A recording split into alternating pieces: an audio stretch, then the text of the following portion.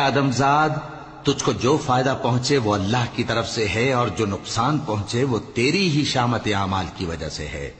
اور اے نبی، ہم نے تم کو لوگوں کی ہدایت کے لیے پیغمبر بنا کر بھیجا ہے، اور اس بات کا اللہ ہی گواہ کافی ہے۔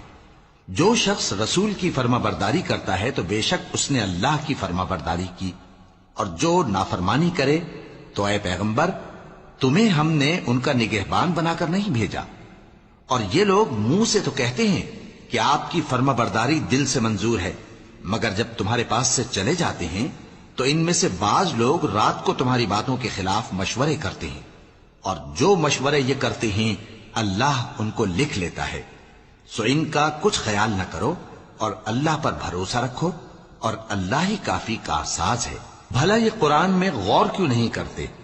اگر یہ اللہ کے سوا کسی اور کا کلام ہوتا تو اس میں وہ بہت سا اختلاف پاتے، اور جب ان کے پاس امن یا خوف کی کوئی خبر پہنچتی ہے تو اسے مشہور کر دیتی ہیں، حالانکہ اگر اس کو پیغمبر اور اپنے ذمہ داروں کے پاس پہنچاتے تو تحقیق کرنے والے اس کی تحقیق کر لیتے، اور اگر تم پر اللہ کا فضل اور اس کی مہربانی نہ ہوتی تو چند آدمیوں کے سوا تم سب شیطان کے پیرو ہو جاتے۔